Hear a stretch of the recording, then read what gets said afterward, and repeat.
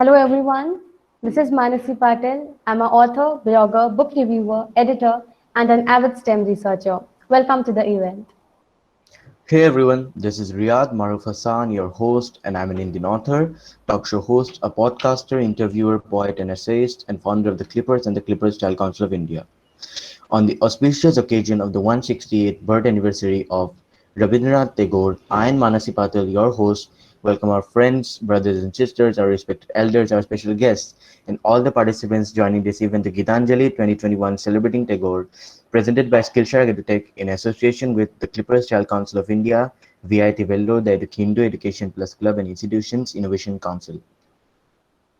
Yes. Thank you everyone for joining in. And I would like to introduce you all to the special guests of the day. The first special guest of the day is Huma Sayed, ma'am. Mrs. Huma Sayed is an eminent educationalist working with a prestigious school in Hyderabad. She has written 10 books for ICSE school curriculum and is the recipient of the prestigious Derozio Award 2019. Welcome to the event, ma'am. Thank you, Mansi. Thank you for inviting me on such a special occasion. Thank you so much. Yes, ma'am, surely. The second guest of the day is Mr. Akbar Beg. He is the founder of Skillshark and Social Feathers and also an automotive engineer. He believes that life is all about solving problems and the best solutions are those that have the maximum impact. What a true statement, sir. Welcome to the event and we hope you enjoy it. Thank you, Manasi. Looking forward to it. Yes, sir. The next special guest of the day is a 12-year-old Vymetra Chandrasekhar. She's an author, singer, and artist who wrote her first book at the age of 7. She is also into theatre plays for the past 5 years with Kriya Shakti School of Drama, which is affiliated to the Trinity College of London, and is the youngest to achieve grade 6 when she was just 9 years old. Welcome, Vymetra, and we hope you have great fun at this event. Yes, Now, thank you very much. now I'd like to introduce you to, first of all, I'd like to introduce Abhimanya Abhinandam, ma'am. Hello, ma'am. So, Avinanda ma'am is an assistant manager for content writing at Ramoji Film City. She is a content writer with a demonstrated history of working in IT, publishing, and digital marketing industry. She is a strong media professional, skilled personality who is skilled in advertising, news writing, editing, journalism, and visualizing. And here we have a young special guest here who is Arne Agarwal. He is the founder of Storytelling Society of India and e-reading Shala. Arne is also an All India radio host and hosts a program named Motivation Madness and a journalist and reporter at a newspaper known as India Kids. Now, I'd like to introduce you to fellow of Royal Asiatic Society. He is none other than Sohail Day. He is an author of historical fiction, a Sunday Guardian columnist, and a podcaster. He is best known for his contributions to the Hindu mythology, history, and cultural heritage revitalization. Sohardi has been a columnist for the Sunday Guardian and writes on topics pertaining to the various dimensions of Indian culture. So I would like to welcome all of you here to this Thank you, event. Riyadh. Yeah, sparing Pleasure time being here. for the path Rabindranath Tagore paved and help us walk on it. Yes, thank you everyone for joining in. And without any further delay, let us begin celebrating this event. So, I'm sure every one of you must have read or heard about the poem Where the Mind is Without Fear by Rabindranath Tagore. So, we would like to recite to you all this poem and begin this event. Where the mind is without fear and the head is held high, where knowledge is free, where the world has not been broken up into fragments by narrow domestic walls. Where words come out from the depth of truth, where tireless striving stretches its arms towards perfection, where the clear stream of reason has not lost its way into the dreary desert sand of dead habit. Where the mind is led forward by thee into ever widening thought and action, into that heaven of freedom, my Father, let my country awake. This is such an insightful poem and it clearly teaches us a lot.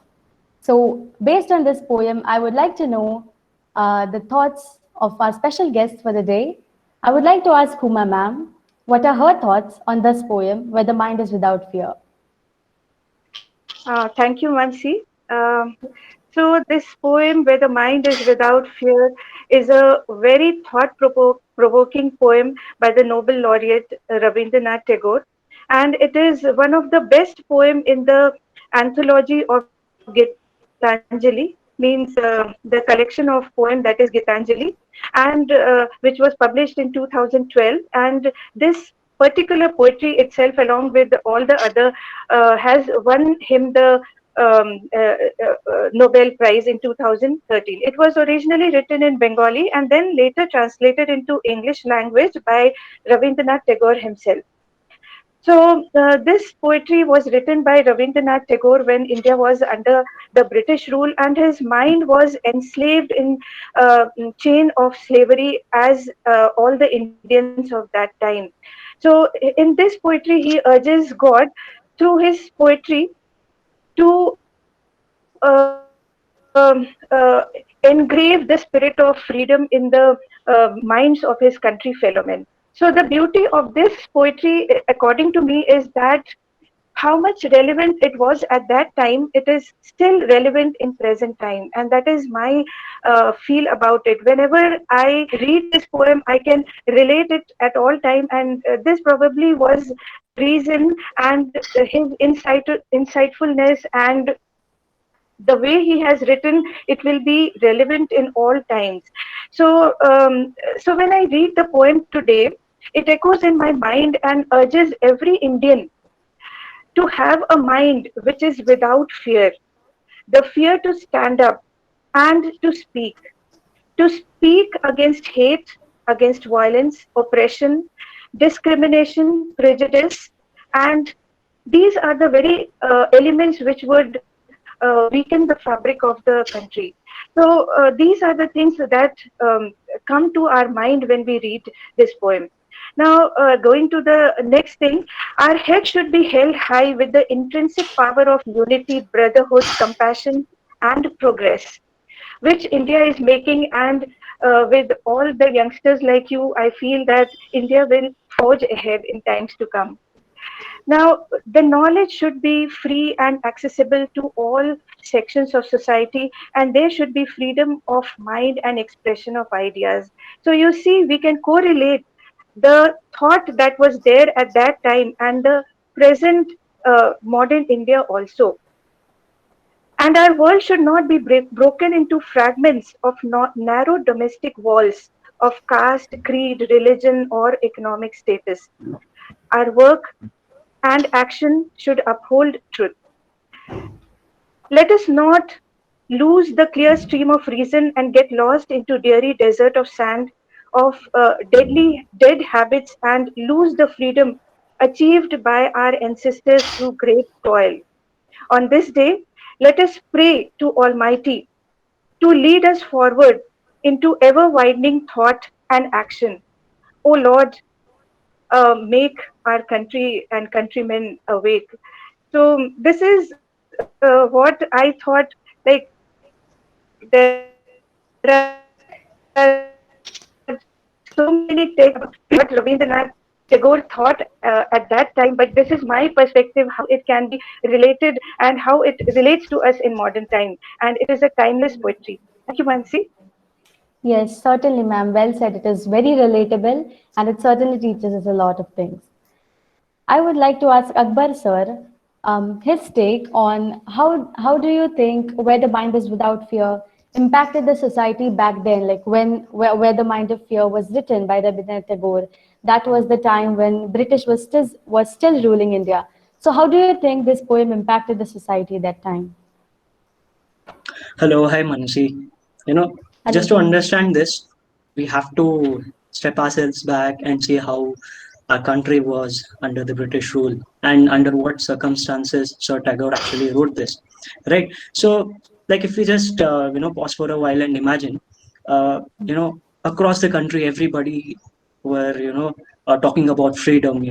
We'll do this when we have freedom. We'll do that when we have freedom. I mean, a lot of different narratives were there, but it was really high regards for Sir Tagore that he stepped up and he actually explained through his poem that where the freedom is not just about getting rid of the British rule, but it's more about where we are free to talk, where we are self confident with our dignity, and where logic prevails over beliefs, and where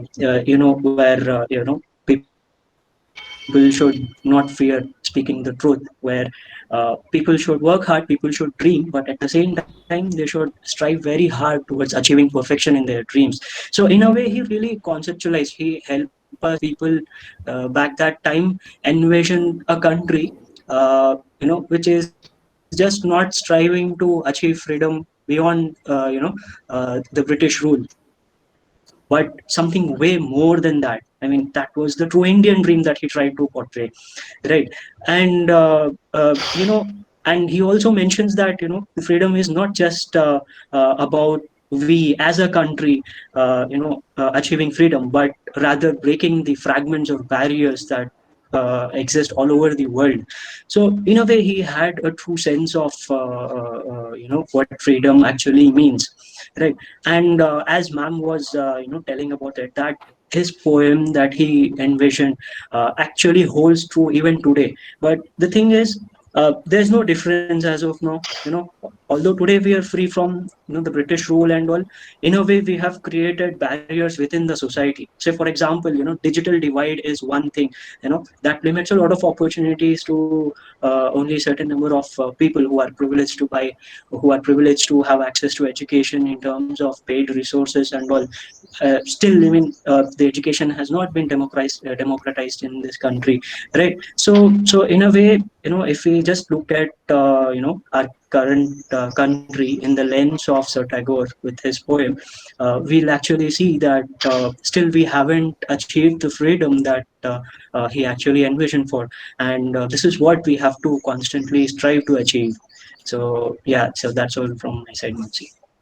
Rightly said, sir. Thank you for your perspective. So I'd like to add one more thing. We all know that Rabindranath Tagore, Gurudev was a, a Nobel laureate. He was an author, but he was also related to as a singer or a musician. So I want to tell you, Gurudev wanted a song at the time that exhorts the listener to continue their journey, despite abandonment or lack of support from others. In 1905, he composed a song that was quoted in the context of political or social change movements. Mahatma Gandhi, who was deeply influenced by the song, cited it as one of his favorite songs. In the musical words of patriotism, he started with verses of one man moving along towards the path of truth. He sang, যদি তোর দাগ শোনে কেউ না আসে তবে একলা চলো রে যদি তোর দাগ শোনে কেউ না আসে তবে একলা চলো রে একলা চলো একলা চলো একলা চলো একলা চলো রে যদি তোর দাগ শুনে কেউ না আসে তবে একলা চলো রে. In the beautiful words, he meant, if no one responds to your call, then go your own way alone. Originally titled as Acre, the song was first published in the September 1905 issue of Bhandar magazine. The song was incorporated in the Swadesh section of Tagore's lyrical anthology Gita Bitan. It is influenced by a popular Bengali Kirtan song of Dhap Kirtan or Manohar Shahi Gharana, praising Nityananda, disciple of Chaitanya Mahaprabhu. Thank you. Thank you, Riyad, for your wonderful singing. It was a pleasure to listen to it. And yes, go ahead. So, I'd like to tell you some more about Rabindranath Tagore. We all know about him as a poet, writer, playwright, composer, philosopher, but how a young mind, a young ignited mind, as described by APJ Abdul Kalam, young enlightenment turned into such all of these things. So let's learn about him. So Rabindranath Tagore, also known as Gurudev, Vishwa Kobi and Kobi Guru, was an Indian poet, writer, playwright, composer, philosopher, social reformer, and painter. In the late 19th and 20th century, Bengali literature and music, as well as Indian art, were known to be reshaped by Tagore. In 1913, he was the first non-European as well as the first lyricist to win the Nobel Prize in Literature and the first and only Indian to be awarded in this category for his poetry collection Geetanjali, a collection of 157 poems published in 1910 in Bengali, which was soon translated to English.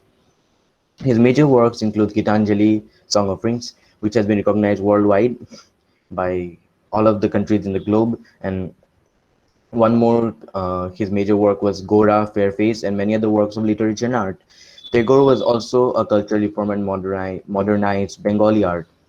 Tagore could play with words from a young age. In fact, he was only 16 when he published his first set of poems under the name Bhanu Simha, also referred to as Sun Lion. He is also referred to as the Bard of Bengal. In 1877, he started writing his first short stories and dramas published under his real name. As a humanist, universalist, internationalist, and ardent anti-nationalist, he denounced the British Raj and advocated independence from Britain. As an exponent of the Bengal Renaissance, he advanced a vast canon that comprised paintings, sketches, and doodles, hundreds of texts, and some 2,000 songs. His legacy also endures in the institution he founded, Vishwa Bharati University. So now I'd like to ask Vaimitra, what are your thoughts on English literature? So,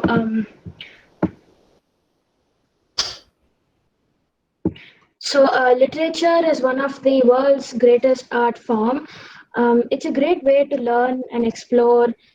Each piece of literature explains culture, language, traditions, and history, but you can also learn many things from literature. For example, it improves your vocabulary, your language skills, your speaking skills, and your communication skills.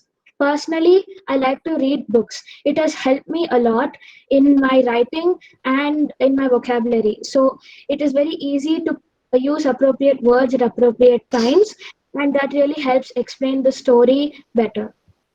Thank you, Vaimitra. Thank you, Amitra, for your input on this. And let me tell you all about how Gurudev Rabindranath Tagore's passion for literature.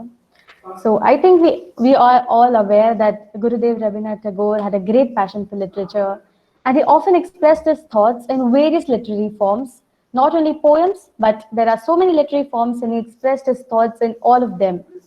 He wrote his first poem when he was merely 8 years of age, and when he was about 16, he published his first substantial poetry collection. He was a poet, a novelist, theorist, painter, music composer, but at most, he was a true Indian and Bengali at heart. Rabindranath Tagore is mostly known for his poems, but he was also an accomplished author of novels, short stories, plays, and articles. Now, guys, I love literature because I feel it's good for the soul and the heart. I love to hear a story anytime, any place, and anywhere. Storytelling is the ancient art that has evolved from time, from campfires to Kindles today. It's the process of sharing information as well as emotions. And Gurudev, through his various works, expresses his passion and love for literature undoubtedly. He had once said, read books when you're free, read minds when you're not, but read. This clearly expresses his views on the importance of reading. Rabindranath Tagore brought the Indian literature to the forefront, certainly. Avinandana ma'am, how do you think Indian English literature has progressed today?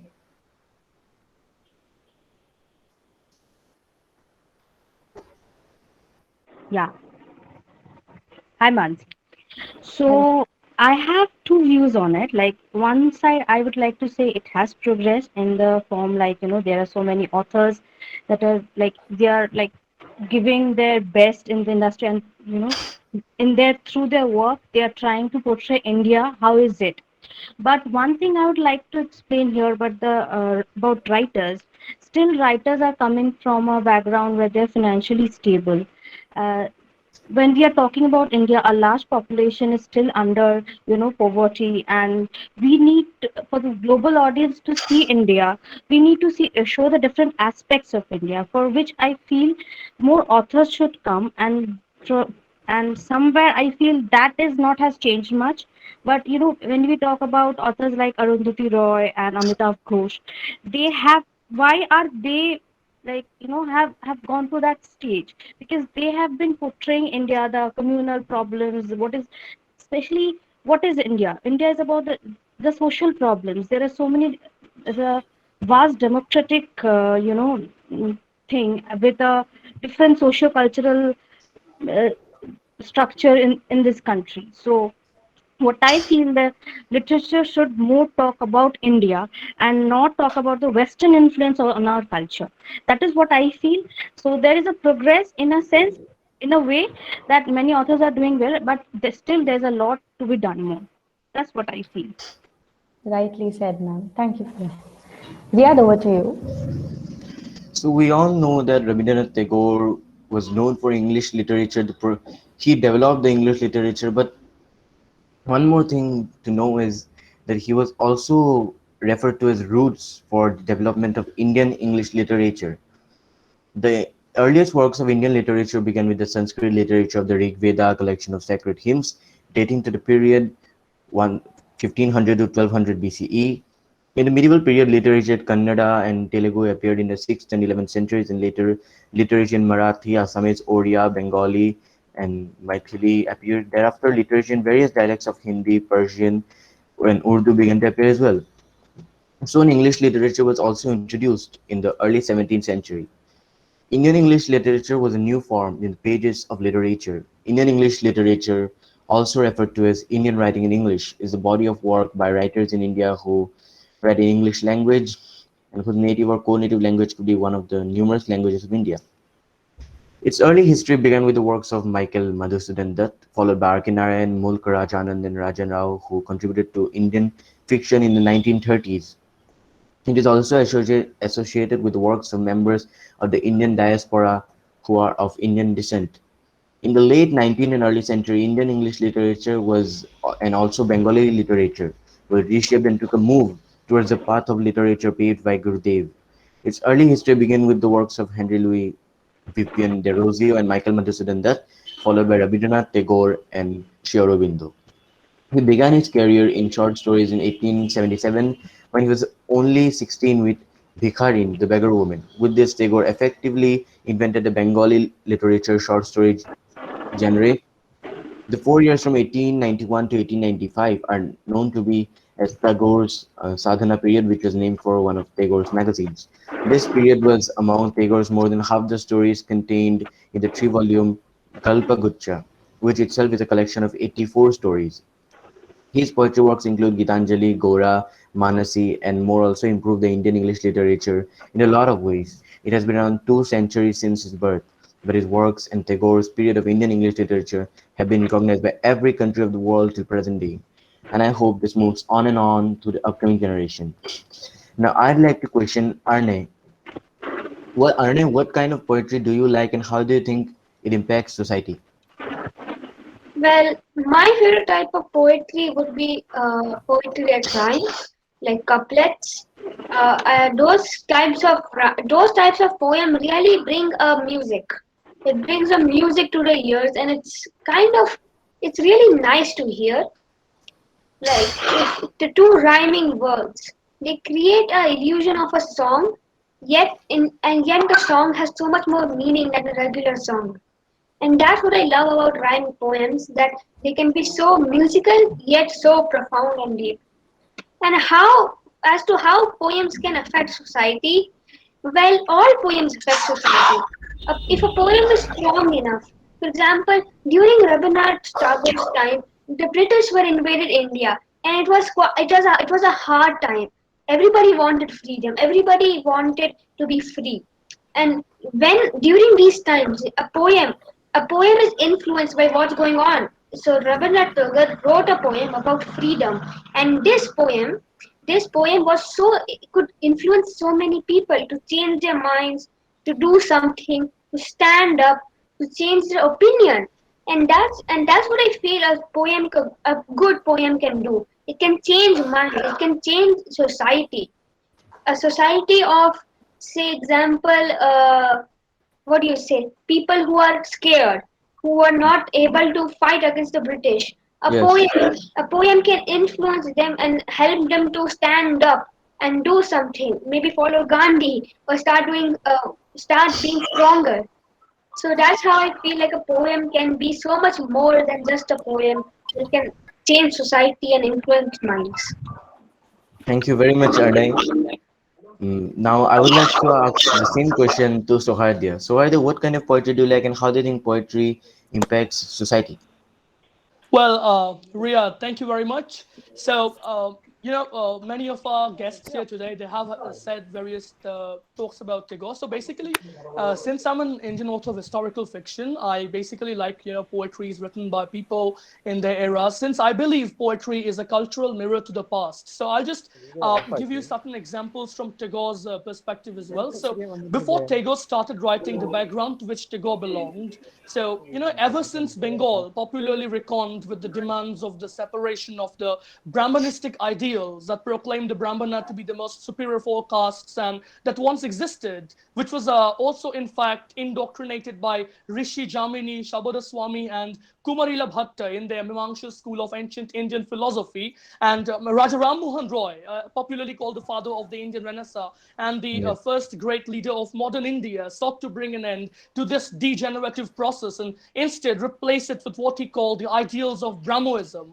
Now, the Tagore family, as we know popularly them today, so Rabindranath, born in 1861, he was the son of Debendranath Tagore, who was the third Pradhanacharya of the Brahmo Samajists and the grandson of the influential Bengali business tycoon Dwaratanath Tagore, the second Pradhanacharya and the one who led the movement's reigns after the passing away of Ram Mohan at Bristol. So I'll be very honest, a man as Tagore is bearing this legacy of his forefathers, going into literary work and in fact going into nationalistic literary works is not a huge surprise. So I will move into scholars' opinions. There are two scholars, A. Robinson and K. Datta, who have in their 1997 work entitled Rabindranath Tagore, an Anthology, referred to Rabindranath Tagore's political views through his poems as being very ambivalent. I'll give you an illustration of the same. In his works, Tagore has often been found denouncing the imperialistic policies of the English, most notably in the Bengali poem called Ora Kaj Kore, where he even went to the extent of predicting the fall of the colonial regime and extended his support for the self-reliant nationalists. Now, Tagore shunned, as he called it, in his poetries, blind revolution, and instead he placed his faith in steady and purposeful education. As Ornoy pointed out, Tagore was this man who had some good relation with Gandhiji as well. So Tagore, he wrote a well-read essay in 1925 called The Cult of the Charkha, where he upheld that the spinning activity or the handloom industry of India was what rejuvenated the hopes of all Indians, irrespective of their social class or professions, and the independence struggle, besides empowering them for what he felt was self-reliance. Other than this, Tagore, through his poems, since I am a great fan of Tagore, to be very honest, he also has written poems about Taj Mahal and about Shah Jahan, which we have also seen, those poems being found with the form of European naturalization. They have found their canvas through the Bengali School of Art, which was, as you said, Riyadh, popularized by Tagore, and the progenitors of which were Tagore's nephews, Abanindranath and Gaganendranath, and one among his many multifaceted nieces called Sunayani Devi. So I believe that Tagore's poems basically, they impacted the society as a whole because they brought about an overall holistic development of society in the minds and the spirits of the enslaved Indians back then and showed them a way. It paved them a way so as to, to move forward on the path of building ourselves educationally responsible and to teach them as to how they should move against the British regime and how those courses of action should be taken. So this is what I feel about Tagore's poems. This is what I feel, how I feel, a poem like those written by Tagore inspires a society. Thank you very much, Sohardia, for the valuable information. Uh, it was means a type of short paragraph, but it included so much points to know, and all the participants have learned a lot of things. My pleasure, Riyad. Thank you. Thank you. Yes, your research on the historical Indian English literature is clearly seen from the way you talk. Thank you for your Thank input. you, Mansi. Yes. So I'm sure we all will agree that Rabindranath Tagore was a genius in more than one way, but he is best known for becoming, in 1913, the first non-European person to win the Nobel Prize in Literature. But his legacy exceeds far beyond his poetry. He was serious about changing the mindsets and overall emancipation of the society. He used art, culture, and literature effectively to promote the inclusive development of society. Through his music and poetry, Gurudev helped the country knit together to fight against the British colonialists. He also worked in the paths of women empowerment, which is very motivating for today's society. His love for India is clearly seen through the in-depth meaning of the Jana Gana Mana national anthem. Tagore emphasized upon the importance of holistic education for self-realization, intellectual development, physical development, love for humanity, freedom, as well as correlation of objects to moral and social development. He impacted the society at large, motivating thousands of souls to pursue freedom of mind as well. And he had once asked, "Who are you 100 years from today, reading my poetry with curiosity?" And perhaps you will never know to whom he asked this question, but isn't it an absolute truth? After 160 years, his work is still an integral part of India, of the Indian English literature to be specific, and we still read it with much curiosity and interest. Akbar sir, do you think we are living up the dream that Rabindranath Tagore dreamt through his poems and his work? For example, the poems like Where the Mind is Without Fear. So, do you think we are living up the dream that we had once envisioned? I think, Manasi, we haven't still reached there where Sir Tagore actually envisioned. Still there are so many limitations that we have in our country. Like, say, for example, language is still a barrier for a lot of people to access education, and a lot of people are still deprived of internet or access to education, right? So like when we look at all these things, I mean, we still feel that still there's a long way to go, right? And unless we start working beyond our own personal interests, like say an individual, if he starts thinking beyond his own family, right? Like, and more than just a citizen of a country, he has to think like a global citizen, he has to act like a global citizen. That's when we can truly democratize a lot of things, where we can see our country heading, or the world heading towards uh, you know a place where heads can be held high, and Right. access to knowledge can be without fear.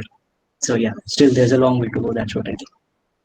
Exactly. So we still have to progress and live up to the dream that he had dreamt. So I think all of us gathered here are fond of stories and the art of storytelling. So Vaimitra, being a 12-year-old author, do you like the art of storytelling? And why do you, if you like, why? Yes, I do like storytelling very much. It is both interesting and intriguing for both the people who are listening and the person who's telling the story. And Yeah. it is just very interesting for children and for adults. Eh, Even though book reading is very important, storytelling can also teach you many things like body language and the communication skills, speaking skills, and much more. It is often made more interesting with music, props, and many more things. It is just an amazing story art form. Rightly said. Riyadh, over to you. So we all know that he's also a poet, and when it comes to Gurudev's poetry, the first thing that comes in our mind is Geetanjali, the magical book of poems that we can read numerous times. Besides Geetanjali, other notable works include Manasi, Sonar Tori, Balaka, Paper Boats, and On the Nature of Love. Tagore first wrote poems at the age of 8. He was born on 7th May 1861, being the youngest son of 13 children. As a child, Tagore lived in an environment where literary magazines were published, musical recitals were held, and plays were performed. He was urged by an older brother to recite his poems to people in the mansion, including a Brahmo nationalist newspaper editor and Hindu Mela organizer. At the age of 11, Tagore underwent the coming of age rite where he and his two relatives were shaved bald and sent into retreat to chant and meditate. Tagore instead rollicked, beating drums and pulling his brother's ears, after which he received a sacred thread of investiture. After several weeks, they traveled to Amritsar, where they stayed near the Harmandir Sahib, and worshipped at a Sikh Gurudwara. They also read English and Sanskrit language books, exposing him to astronomy, biographies of figures such as Benjamin Franklin, and volumes of Edward Gibbon's The History of the Decline and Fall of the Roman Empire. Later, with the development of new poetic ideas in Bengal, many younger poets were seeking to break with Tagore's style, and he absorbed new poetic concepts which allowed him to further develop a unique identity. Examples of this include Africa and Camellia, which are among the better known of his later poems.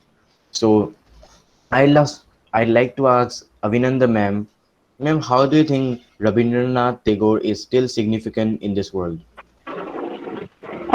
See, Tagore's writing are like offer a very clear and eloquent voice of reason and humanitarianism, right? Yes, So ma'am. if you consider the current scenario, humanitarian is something that will be relevant every it won't change. So once Tagore noted, he said, like patriotism cannot be our final spiritual shelter. My refuge is humanity. I'll never allow patriotism to triumph over humanity as long as I live. So here he is very clear about the things like before religion, before this section of society, whatever, however the society is divided. First of all, the fact that is important is humanity, and that has affected and that has been reflected in his writing. So Yes, ma'am. this is the reason I believe his work is still relevant. And other point is like the way he has talked about emotions. Like his work is a gamut of emotions. If you consider reading them, like it is told like there is not a single emotion that he hasn't touched. So a person who has been so foresighted, who knows a human character so much that he can touch so many emotions. So he has to stay over the years. And even if you consider his stories are big, transform into movies. And the directors say, the movie makers say, they do not have to adapt to the modern times, because his stories and his plots, his characters were so relevant and so mature. So it doesn't have to be changed somewhere, but to be adapted in the current scenario. It already exists in the current scenario and it matches very well. So that is his far-sightedness, that you should say, that will make him relevant throughout. That is Thank what I think. you. Thank you very much, Avinanda ma'am. And it is really insightful, and I would like to pass my conversation over to Manasi. Yes, thank you, dear. As I mentioned before, Rabindranath Tagore was a true genius in more than one way. He not only wrote poetries, but he also wrote musical dramas, dance dramas, essays of all types, travel diaries, and he also wrote two autobiographies, which was one was in the middle years and the other shortly before his death in 1941. Tagore also left numerous drawings and paintings and songs for which he wrote the music himself. So he also appreciated art very much. And I would like to know Huma Man's opinion on how important do you think art is in the world today?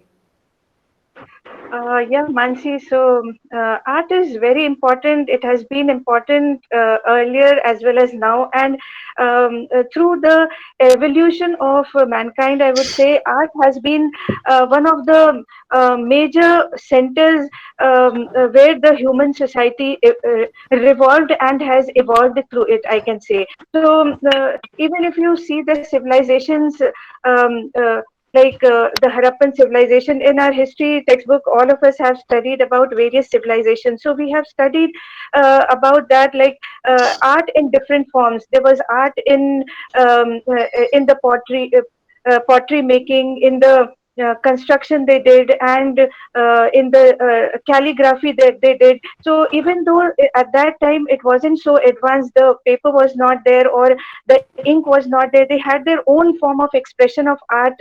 And the calligraphy was also through the art. Now let us come to the as man has progressed, art has evolved, and it has taken different dimensions. So with this evolving thing, art is not something which is restricted only to the painting and sketching. It is very diverse. It goes on to writing of stories. It's a form of expression. Anything, dance, drama, singing, everything is a form of art. Even if a person who is making a handloom, the design is also an art. From making film to the people who, the artist, the makeup artist, all of them have art. And I feel that every each one of us has an art within us which we need to identify. And so art can be said that it helps us to grow, and it helps us to appreciate things around us and identify. It is also a means to identify ourselves and express ourselves. um, through art, it helps us to balance our emotion. And this is something which is required in the world which is running very fast. And in times of pandemic, it has become even more relevant. People are like taking up different forms of art, not only going to the unconventional, which has become more conventional these days, the digital form of art. And coming to the art, like even cooking, people have taken up, which is a form of art, I should say. Art is everywhere around us, from designing of the products to living a good life. Everything is art for me. So that's what I would like to say, Mansi. Thank you, ma'am. I especially liked when you said that art is very diverse. It certainly doesn't exist in only one form. Thank you for your input. So, Arnay, you are the founder of the I'm sorry. You are the founder of the Storytelling Society of India, and you are taking a step forward in progressing the literature. So, how do you think we all can continue the path of the Indian English literature that has been started since decades and centuries ago? Indian literature is unique. It's a very long tradition from when the Ramayana was written to books that are written nowadays, and it's an integral part of India. India's literature is so diverse. There is so much, like, you can say, genres in India, and there's like so many people who have written books in India. And if we have the stories of kings, queens, we have stories of gods, we have stories of demons, so many stories we have. And literature is a part of India that has to be continued. So I feel literature is closely connected to reading and to storytelling. And so, like, if you read literature, and like for example, I read a lot of literature, and then I do stories. I tell stories to my kids. When they hear stories, they get interested in stories, and that's how it starts to like increase. When somebody likes hears a story, or when somebody reads a book, they start to develop an interest. And once they do that, they start to read literature. And when they start to read, they start to write too. Anybody can write, and that's what I feel should how that is how we can continue the tradition. Everybody can write. The habit of writing, the and having fun in writing, that is like,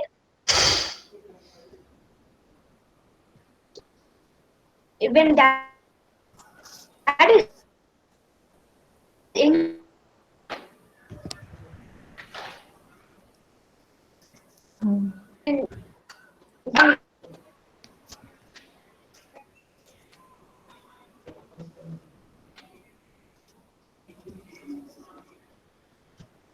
Arnay, can you hear me? I mean, yes, I can hear you. yeah, there was But some network issue on your side, so no problem. We heard your input. Thank you very much. And when you said that when people read, they write. It was certainly very true. Like as an author, I write. So Riyad is also an author. I'm also an author. So we are certainly trying to continue the path of literature that has been started. And yeah, yeah. Along besides art, dramas, just like Manasi said, and also literature. We also know him as the composer and the lyricist of the national anthem of India, which started a new beginning, a new phase for India. So on 24 January 1950, the first stanza of the song Bharata Bhagyo Vidhata, later known as Jana Gana Mana, was adopted by the Constituent Assembly of India as the national anthem, which was originally composed in Bengali by Rabindranath Tagore.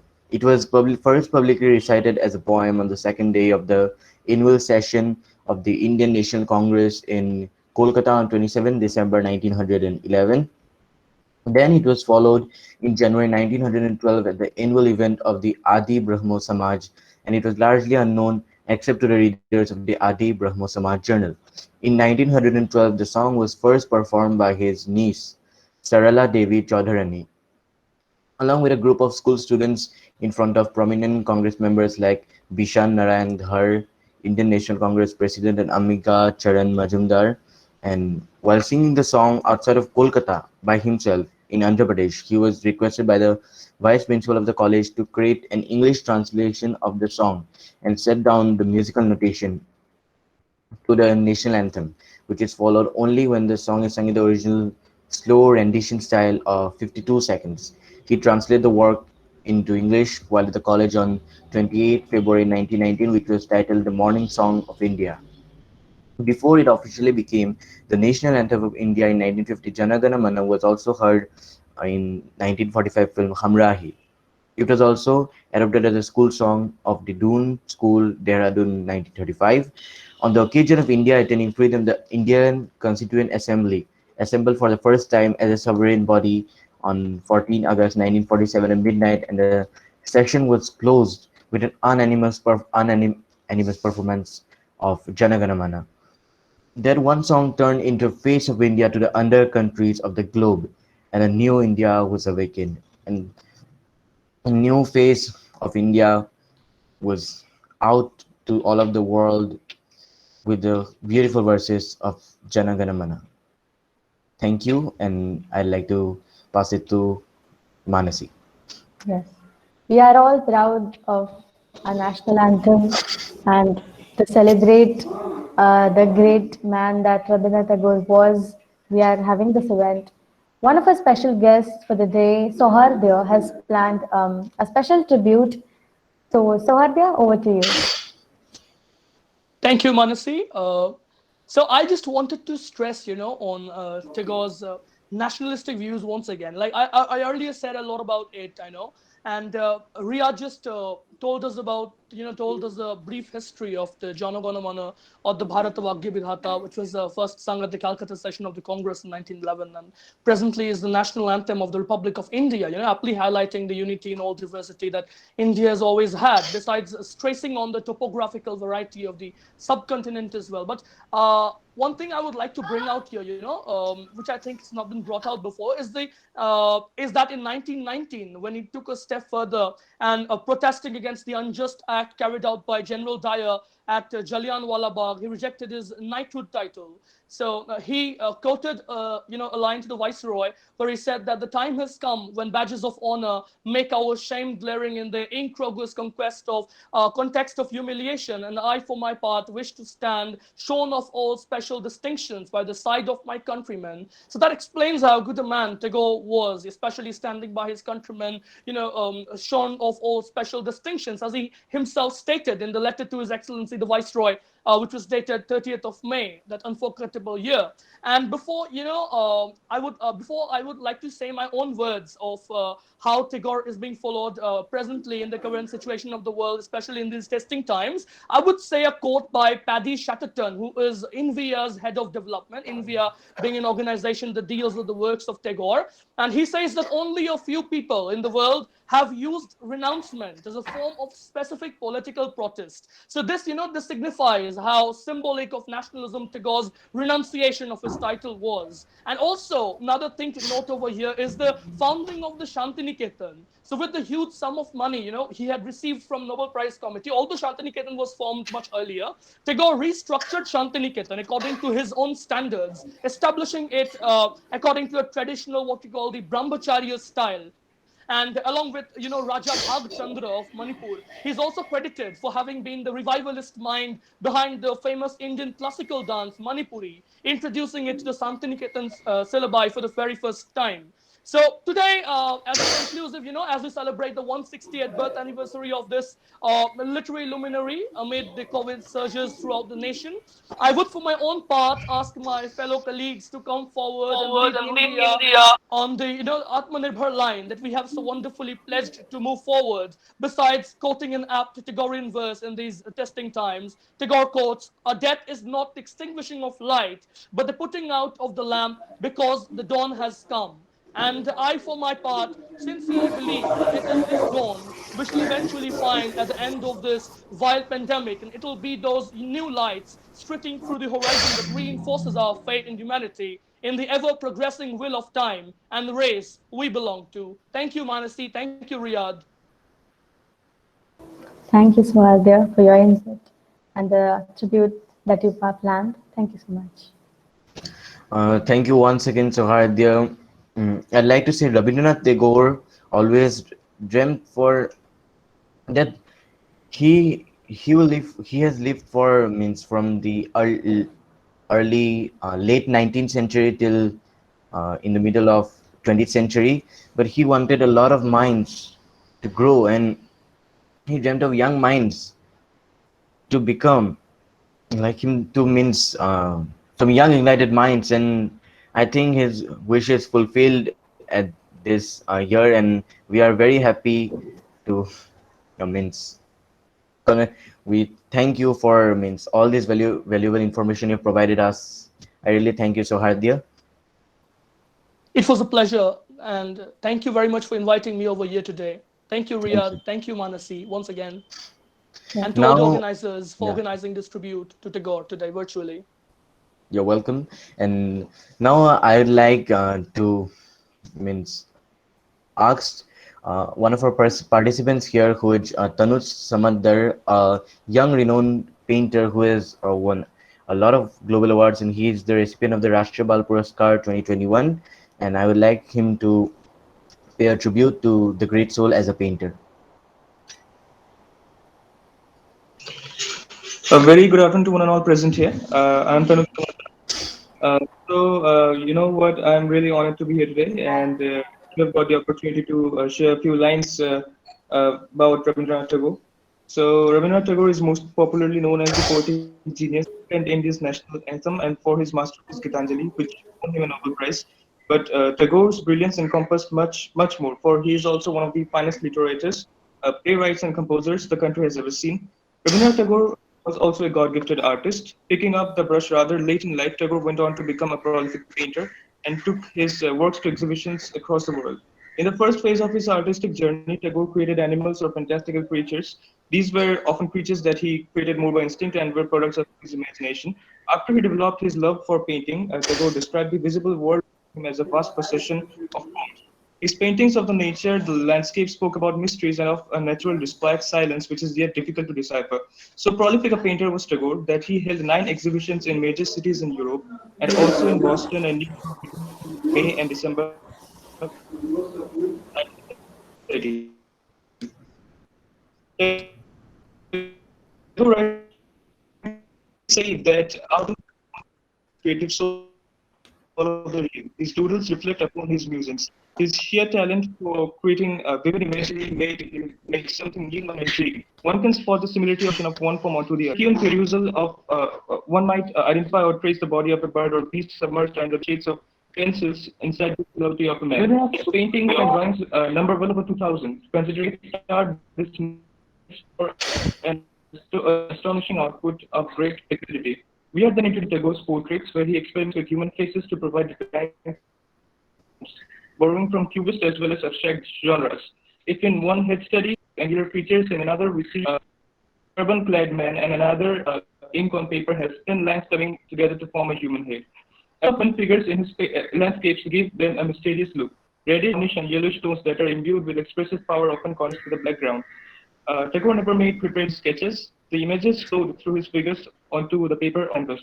The lines of Rabindranath Tagore proved the poet, through a master in the use of words, felt that certain things can be better expressed or perhaps only expressed in the language of line, tone, and color. The sheer force of rhythm that let images flow onto the canvas. Distortions are not whenever anatomical changes or variations of forms and proportions that take place happen rather through the process of rhythmic automatism. He himself describing as my versification in line in the spring. Now that these are marked for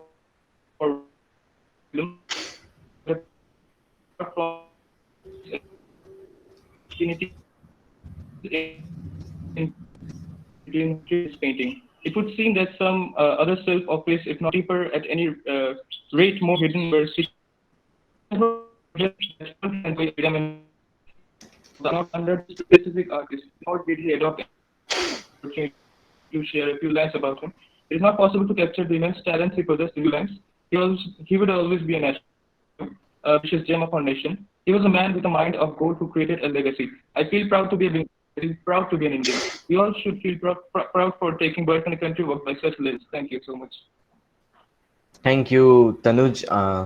There has been a little network issue, but still we are blessed, means to be presented tributes by young author and a young painter for the great soul. So now I'd like to pass my conversation to Manasi. Rabindranath Tagore lived in a time when we were still ruled by the British. But for Rabindranath Tagore, freedom did not simply mean political freedom from the British. It also meant the ability to be truthful and honest with oneself. And this idea is reflected through the poem Where the Mind is Without Fear. In his writings, he also voiced the support of Indian nationalists. Rabindranath Tagore wrote the song Banglar Mati, Banglar Chol, which means soil of Bengal, water of Bengal. I'm sorry if my pronunciation is a bit wrong. Um, he wrote this song to unite the Bengali population after the Bengal partition in 1905. He also wrote the Amar Sonar Bangla, which helped ignite a feeling of nationalism amongst people. He also started the Rakhi Utsav, where people from Hindu and Muslim communities tied colorful threads on each other's wrist. And as Sohardia had mentioned, Tagore rejected violence from the British as well as and renounced the knighthood that had been given to him by Lord Hardinge in 1915 in the protest of the violent Amritsar massacre, in which the British killed at least 1,526 unarmed Indian citizens. The cornerstone of Tagore's belief and work is the idea that anti-colonialism cannot simply be achieved by rejecting all things British, but should consist of incorporating all the best aspects of the Western culture into the best of the Indian culture. This is certainly an idea we need to practice. Now, I would like our special guests of the day to share their favorite quote of Rabindranath Tagore and also state the reason why they find it inspiring. So, starting with Huma ma'am. Huma ma'am, you can go ahead and start, please. Yeah. Thank you, Mansi. Yeah, I'm there. So the favorite quote of mine taken from Rabindranath Tagore is, "The highest education is that does not merely gives us information but makes our life in harmony with all in existence." So this is very important and very relevant to me, and I like this quote because it speaks that information that we learn during education is not for the materialistic knowledge of making products and gaining knowledge how to use them. Rather, it should be a wholesome one where we learn to exist within the society as well as with nature, and that is the essence of this quote. So I like this for this reason. Thank you. Thank you, ma'am. Akbar sir, what is your favorite quote? So yeah, one of my favorite quotes by Sir Rabindranath Tagore is, "The one who plants trees, knowing that he will never sit in their shade, has at least started to understand the meaning of life." So this is one of my favorites because we are in a world where we all have some abilities. Somebody is a good speaker, somebody is a good author, somebody is a good writer, right? And somebody is a good design engineering to the next level, right? While we are all blessed with these abilities, it's also our responsibility that we volunteer our abilities, we volunteer our skills, for for things that that do not have returns in terms of monetary benefits, but instead a huge benefit to the society. So if somebody is good at building startups or organizations, he should as well volunteer his skills to build non-profit organizations, right? So so this is something that actually pushes a lot of people to volunteer, and it's not just the responsibility of the government or the wealthy corporates, to spend for the country in the form of CSR funds and all, but rather it lies to every individual of us. So this is where I find this particular quote very interesting and pushes me hard to think of ways in which I can volunteer my skills. Certainly, Yeah, sir. thank you. Why, Mitra? What is your favorite quote of Rabindranath Tagore? Yes, my favorite quote of Rabindranath Tagore is clouds come floating into my life, no longer to carry rain or usher storm, but to add color to my sunset sky. This really inspires me because there'll be many obstacles in life, but if you think of them as your problems and you sulk or you don't do anything, you won't succeed. But if you take things as a challenge, overcome your obstacles, you will develop new skills and become very great in life. Certainly, yes. Abhinandana, ma'am, we would also like to know your favorite quote. Uh, to be very honest, I have been reading Rabindranath Tagore in Bengali because I am a Bengali.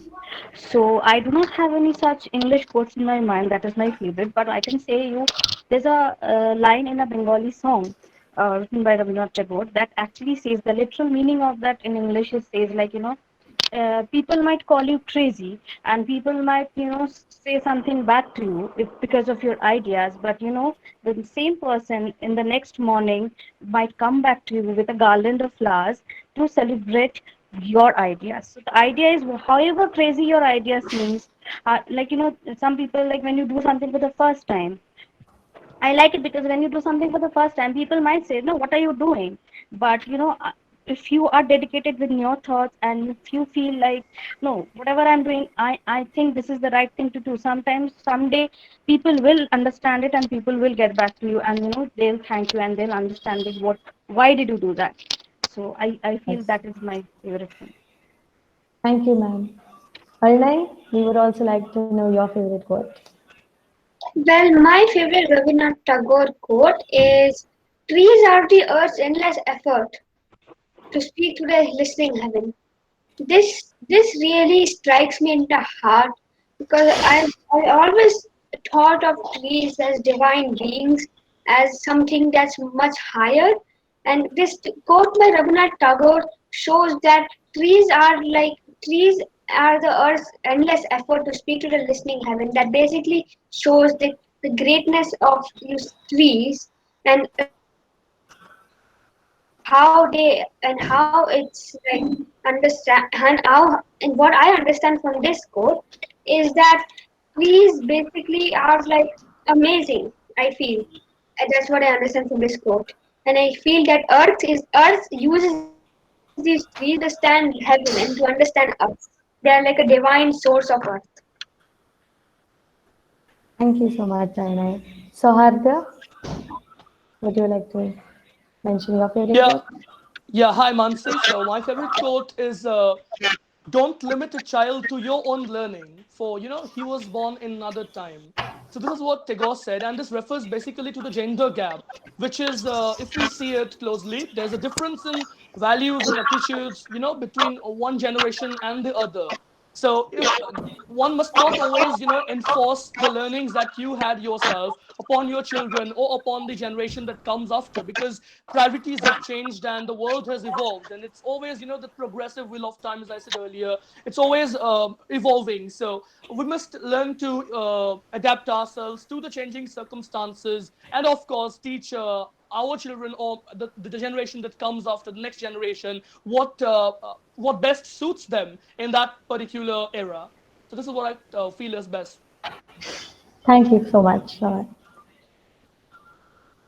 And now we also have the Clipper Style Council of India's members here who are here as participants. So I would like to ask also them about their favorite quotes and why they like it. So I'd like to start with Hasini, who is a 12-year-old CEO of The First Step, a YouTuber, and she is the young reporter of the Hindu newspaper and Brainfield High magazine. So over to you, Hasini. Hi everybody. First of all, congrats, Riyad and Mansi. You did a great job. So my Thank you. favorite quote, yeah. So my favorite quote of Rabindranath Tagore is, "Everything comes to us that belongs to us if we create the capacity to receive it." Truly said by Rabindranath Tagore. This is like one of my favorite quotes of him. I feel like it is rightly said, and because when you only work hard for what you're dreaming, that is when you receive it. There's something which I've been always telling. uh, you know you can also say it like this: a dream is not something which you see while you're sleeping, but it is something which does not let you sleep. Yes. uh, so this is my favorite quote. Thank I you very much, Hasini. So now I would like to ask Harmanjot Singh, who is an app developer and is the Rashtriya Bal Puraskar 2021 awardee. So over to you, Harmanjot.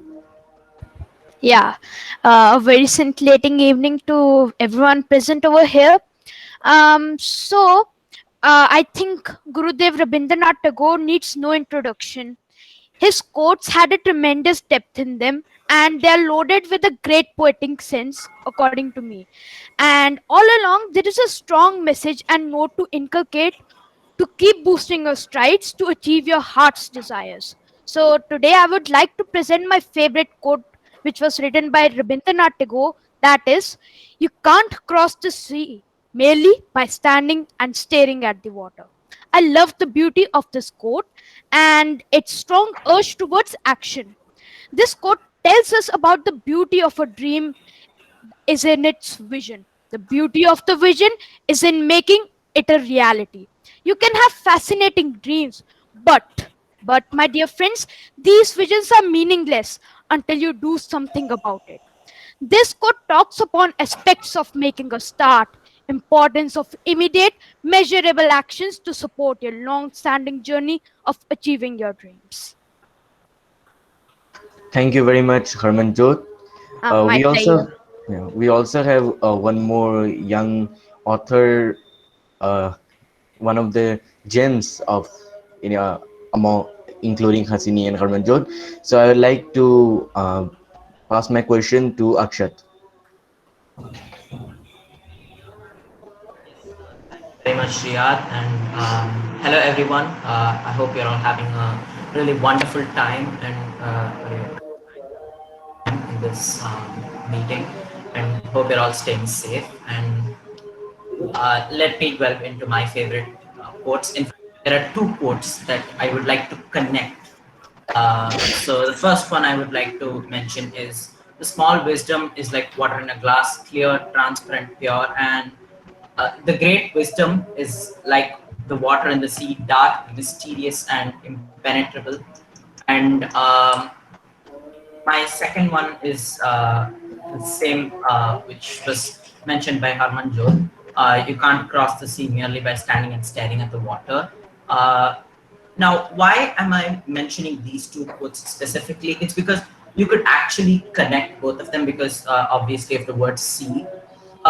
So again, in the first quote, he says, "The great wisdom is like the water in the sea, dark, mysterious, and impenetrable." And whereas that is only the nature of the great wisdom that is given. Whereas in the other quote, he is actually given the method: take action. Just take action, and you will be able to get the greatest wisdom on earth. And now, why I talk about knowledge and wisdom is because of all the aspects of all the artistic aspects of Rabindranath Tagore. Uh, the things that he's done for the education field are, they are the apex of all of the acts that he has done. When there was actually, Oriental kind of knowledge and the Western type of knowledge when the British came to India. It was actually Rabindranath Tagore who said, "Why not, have the best of both elements? Why not, combine them, and why not have something called the abode of peace or the Shanti Niketan?" Right? That was how the Shanti Niketan was started, and I can go on and on, but this is, I guess, this will suffice to say the greatness of Rabindranath Tagore and his acts towards education. Thank you very much, Akshat. So we have asked our special guests and also to some of the participants. So now I would pass my question to my co-host Manasi. What's your favorite quote? Okay, so there is this one quote by Rabindranath Tagore.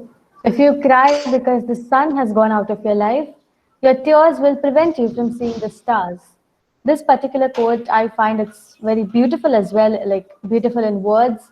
And I find it motivating because it says that if you cry over what is not in your life, you'll miss seeing the beautiful things that are actually in your life. So if one thing is not in your life and you are brooding over that, you're concentrating on that, then you'll miss the other things that you have achieved so far, or the things that you have already in your life. So you will miss enjoying them, and that is what you should not do. So instead of crying over what is not there, enjoy what you have in your life, and certainly we should pursue for better, but also don't forget to enjoy what you have in your life right now. And this was my favorite quote. Riyad, what is yours? Well, my favorite quote that inspires me, influences me is that faith is the bird that feels the light when dawn is still dark. It's uh, it's a lovely quote by Rabindranath Tagore that inspires us that when we are even in the darkest pages of the chapter in life, we should have faith, should have belief in ourselves. And one more thing to add, Rabindranath Tagore was a nature lover because he symbolized nature into freedom. And I believe that he wanted everyone to means have faith even in the darkest, because there was a situation at the time. So he said have faith and move towards what's true, be honest, and what's the truth. You should move always, and you should always be the bird that he mentioned, means have the bird, so that you can move towards the path of truth and honesty. Certainly, Riyad, and as Sohardya has mentioned in the comment section, it is one of the most relatable quotes by Tagore, going by the present circumstances. So yeah, Yeah. that is very inspiring in these times as well. Yeah, and this is notice to everyone. We have a very special announcement, and I want this announcement to be done by Manasi. So over to you, Manasi.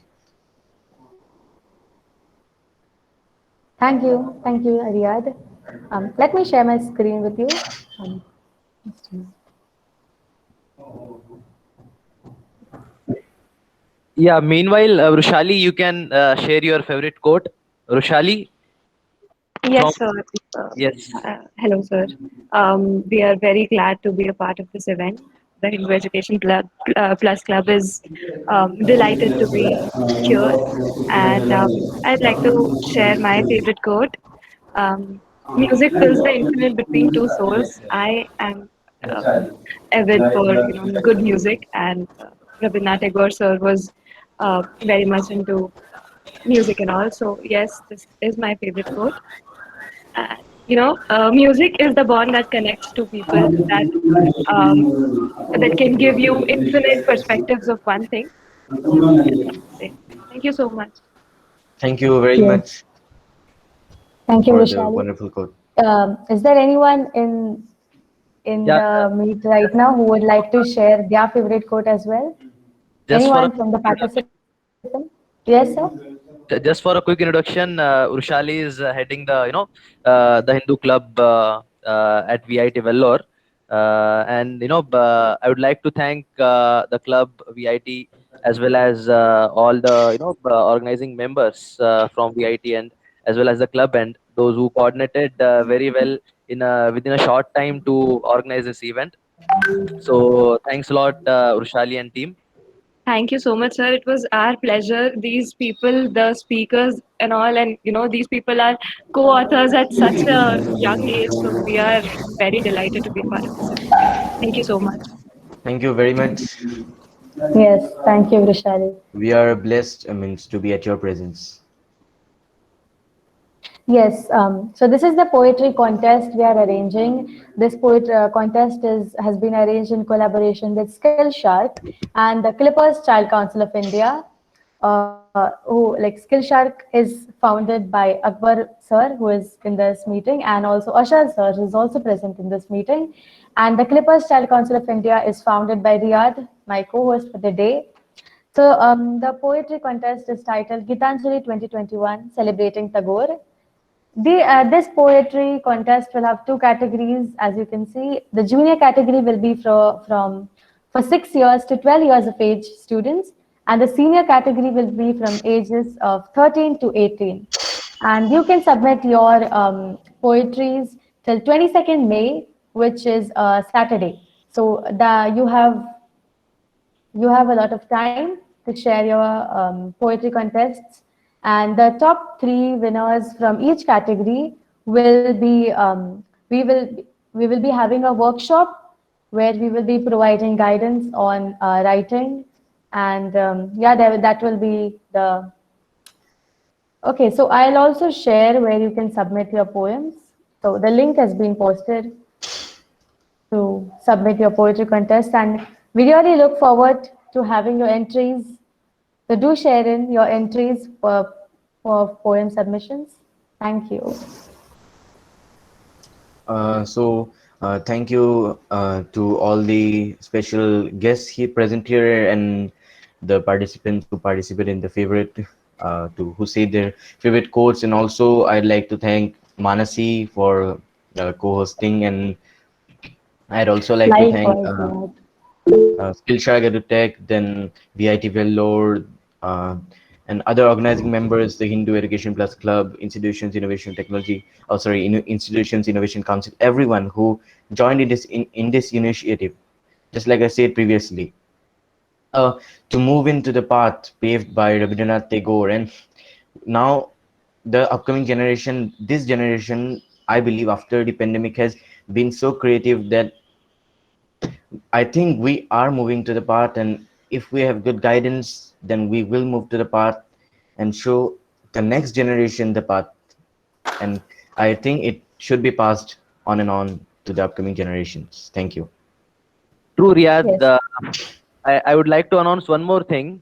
Near to this month end, we will be having, a book launch ceremony for Vymetra.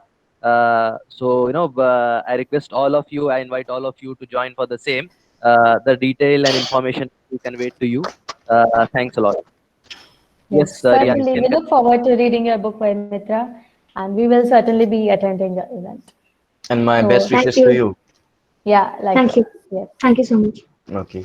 So we have come to the end of this session, and we didn't feel how time passed and how we learned new things, and some of our, means, all of our special guests provided such things that we need at this present day and these circumstances, and we learned a lot of things. And thank you everyone once again.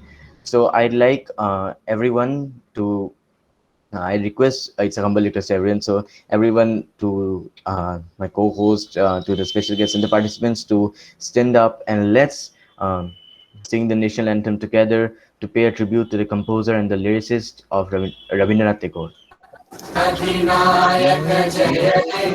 Bharat भाग्य Bharat विधाता Vidhata, Punjab Sindh Gujarat Gujarat Maratha Maratha, Dravid Dravid Utkal बंग Banga, Vindhya Vindhya Himachal Himachal Yamuna Yamuna Ganga Ganga, उच्चल Uchchala जलधि Jaladhi Taranga, तरंगा Tab तब शुभ Shubh नामे Name जागे Jage, तब Tab शुभ Shubh आशीष Ashish मागे Mange, गाहे गाहे तव तव जय जय गाथा गाथा, जनगण जन गण मंगल मंगल नायक दायक जय जय हे हे भारत भारत भाग्य विधाता जय हे जय जय हे हे जय हे जय हे. जय जय जय जय हे.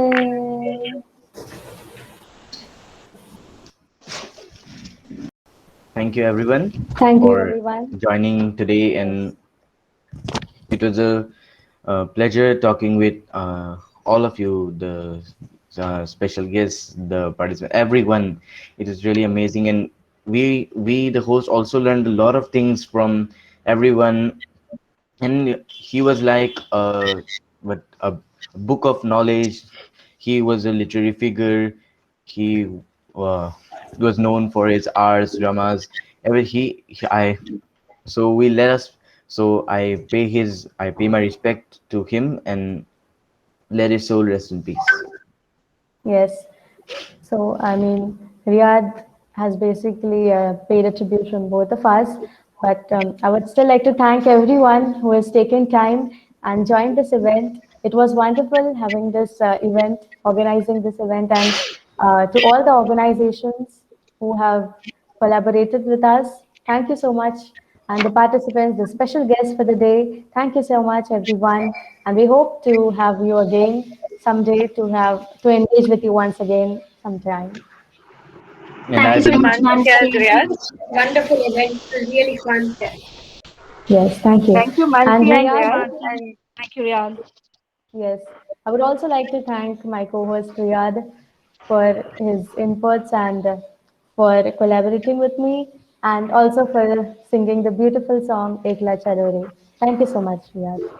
thank you, Manasi, and every one of you present today as a participant or as a special, all the participants today, all are means are the upcoming authors, and I hope this event inspires and influences a lot of budding authors for means literature, for music, for art.